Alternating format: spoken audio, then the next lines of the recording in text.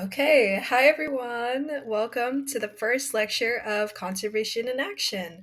This is a new decal. I just created the curriculum last semester and now this is my first time teaching it. So I'm super excited for the semester that we have coming up. I already taught this class in person, but I just wanted to re-record. And for the people who either missed that class or can't enroll in the class and just want to follow along, this is the first lecture. So I'm so excited for the semester that is ahead of us. We have some cool guest speakers coming in. We got an amazing field trip that we're going on soon. So I'm genuinely so excited for this. Um, Moving on to the learning objectives of this course. First, we're going to learn the principles of wildlife conservation and importance of biodiversity. This is just like a generalized, broad interpretation of wildlife conservation as key concepts and different career paths that we're going to look at. A lot of this key learning objective is going to be covered in today's lecture, and yeah, it's going to be a great one. So, number two, examine case studies of conservation initiatives globally. We're going to have a guest speaker in about 2 3 weeks. Her name is Alicia Powers. She's a head zookeeper of Oakland Zoo. And she is so amazing. She's very involved in the conservation efforts for California condors. Oakland Zoo has a large program with rehabilitation and release of California condors. So it's a huge effort to get those sick and injured condors out back into the wild. So that is an amazing effort, and we're going to hear all about it soon. Number three is we're going to explore threats to wildlife, including habitat loss, poaching, and climate change. So, in around two more lectures, we're going to talk about all these threats, very generalized, but also in depth with the guest speakers that are coming up. Number four is propose ideas for hands on projects that contribute to local conservation efforts. This is going to be the last final project of the semester, and I promise it's going to be fun, no stress, but yeah, we're going to have a lot of cool project ideas come up at the last end of the semester, and we're going to talk about that more later. So, at the end or at the beginning of every lecture, we're going to have this central question. This time, it's what drives your interest in wildlife conservation and how do you see your role in it? So, in class, we did a little bit of icebreakers, just small groups, so introducing ourselves with name, pronoun, major, and favorite animal. The point of the central question of each lecture is just to like give us a generalized view of what we should be thinking about as we're listening to the lecture, and like, just kind of putting it into a different perspective, and realizing what we should be taking out of it, whatever we're talking about at the time. So, next slide. I wanted to introduce myself after everyone introduces their selves. So, my name is Gray. I am majoring in molecular environmental biology with a concentration in animal health and behavior. My favorite animal is an orangutan. I used to work at a primate sanctuary, and we actually had this orangutan that came to us from a unaccredited zoo that was going to euthanize him. So we decided that we could take him in, and he was just like such a spectacular animal. Like, I mean, when you see that kind of huge animal in real life, and like growing up in the city like I did, like you never get to see that kind of thing. It's just the most beautiful, awe-inspiring thing to be able to witness life so complex and beautiful. I don't know, I could yap about it all day, but I just wanted to tell a little backstory on my favorite animal. So, more about me. I went a little insane in high school and I published 5 children's books. I also had a podcast about climate and conservation news. I also had a blog, but that was less frequent. But yeah, so the upper middle photo that says Perry and Friends, that was one of my books that I published with the help of the Global Collab Network. And it was an amazing book. I really loved it. It's about Perry the penguin and his friends kind of going on this adventure to explore what climate change is and what they can do to help the planet and help the earth. So It was actually featured in Washington, D.C. at their Folklife Festival, sponsored by the Smithsonian. And I'm really proud of that one. So it was a good time. And you can see on the upper right, I was featured in the Chicago Tribune for going to meet with Senator Dick Durbin and his staff to talk about some of the bills that I wanted to be passed at the time relating to climate and wildlife conservation. So yeah, that's me. Um, all these pictures are so different opportunities that I have worked with animals. I mean, I've worked with all different kinds of animals: bison, wolves, jaguars, condors, monkeys, apes, you know, all the spectrum. The only thing that I haven't really gotten to explore yet is marine conservation. So I'm super excited to try getting involved in that too later on. But right now, I currently work as an undergraduate researcher for the California Wolf Project, which is super, super exciting. I'm happy to talk to anyone who is interested in wolves or even just California conservation in general. I've learned a lot about camera trap analysis and also just how conservation projects work, like research wise. So, anyone who would like to know more about that, feel free to contact me. I'm so willing to yap. Um, so this is my gotta plug the Instagram, Gray Wilder, but I just wanted to show a few more fun pictures. The one on the top left is me in the Everglades.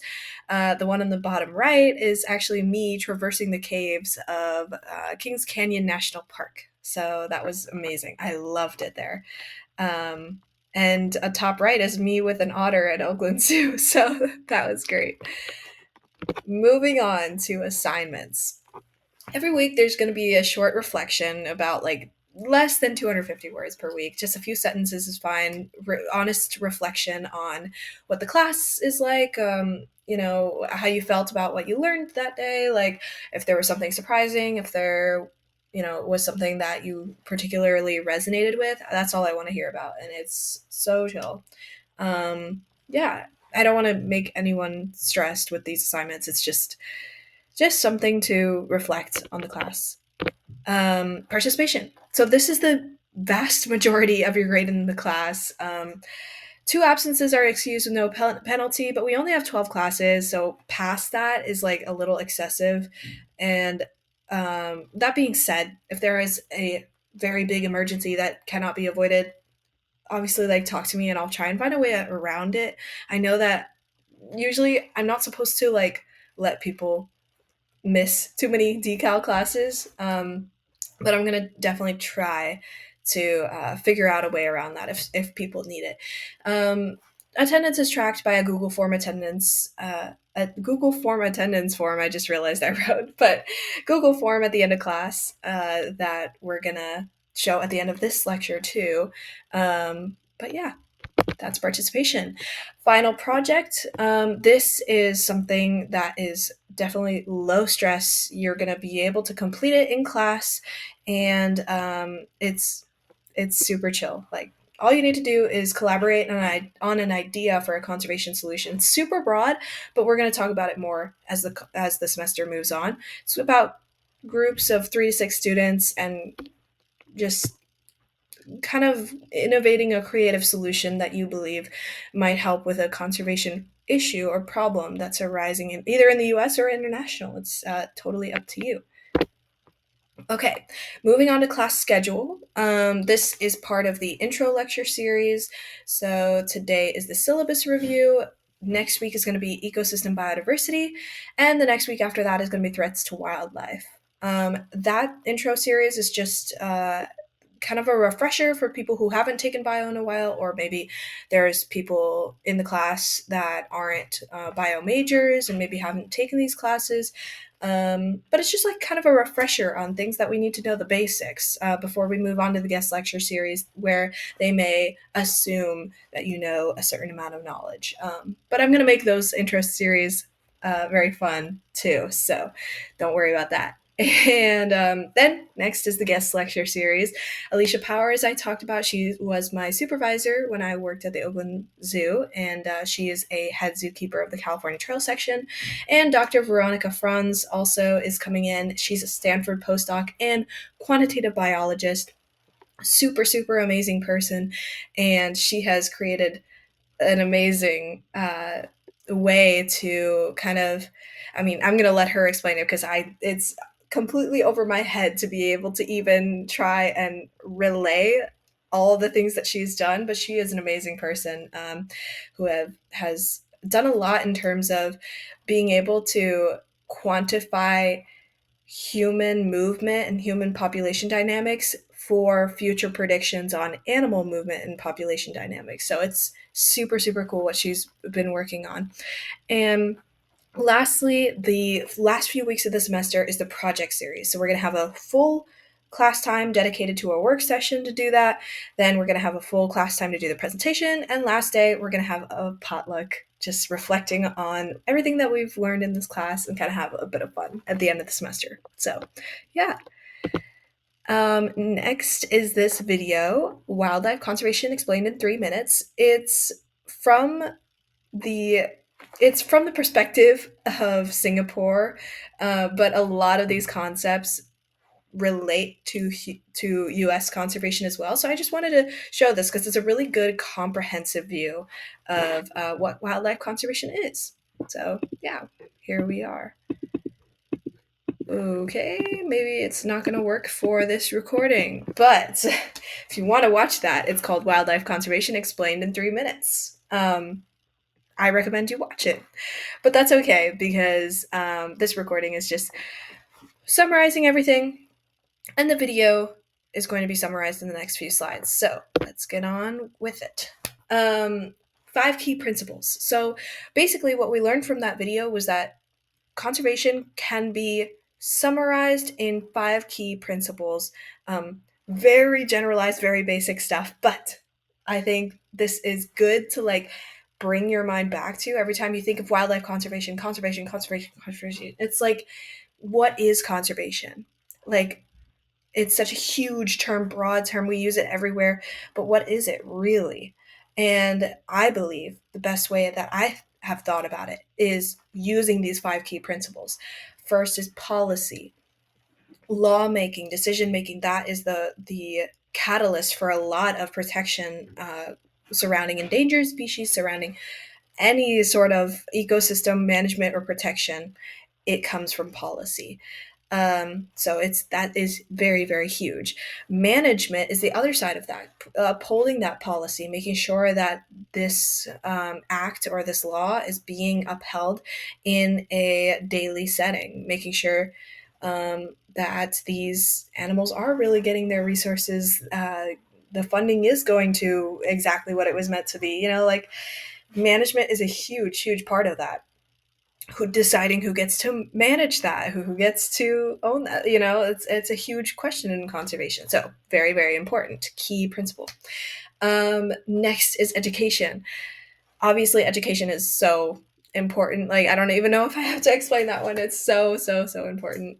Research, the scientific basis for everything that policy is kind of bounces off of or is based off of, and partnerships. I mean, conservation really is definitely underfunded, and whatever partnerships we can get with either government organizations teaming up with local efforts teaming up with grassroots efforts, teaming up with NGOs, teaming up with this. It's just like super, super, super important for conservationists to realize that it's not all on their own and they need to team up with people. I've realized this through my conversations with a lot of wildlife biologists or professors or scientists in the field. There are so many different ways that you can contribute to conservation, but without partnerships, a lot of that effort can be kind of um, undermanaged or underfunded. There's a million issues that can come up when you try and work alone on something like that. It's good to team up. So it's a huge part. After learning about those 5 key principles, the video also discussed in situ versus ex situ conservation. And I just wanted to go over those terms really quickly. In situ conservation is the protection of biodiversity in their natural habitats, whereas ex situ is outside of their natural habitats. So, inside of their natural habitats might be creating nature corridors. That's a huge thing in California. We try and make wildlife highways instead of, trying to get them or in a way avoiding their encroachment onto human uh, urban areas, especially highways and stuff like that. And then XC2 might be sanctuaries or zoos that are accredited and um, making an effort for wildlife repopulation or protection. In class, we did this really fun game of bingo where we got to know everyone based off of some bingo cards. So that was really great. Um, and the top 3 winners got a prize. So if you didn't come to lecture, y'all should be jealous because they got some cool gifts. No, really. I mean, it was a great lecture, but no worries if you had to miss. And that was it for that time. We spent a lot of time getting to know each other, which I feel like is really valuable in a course like this. So every at the end of every lecture, we're gonna have a QR code like that. That's gonna be the participation Google form. It's inactive now. I've got everyone that was already signed in that day, but we're gonna have an animal of the week, and this time it was a leopard shark. So yeah, it was a great lecture, and I'm so excited for the rest of the semester. It's going to be awesome. And yeah, thank you so much for listening, and I hope you'll come to the next lecture. Thanks.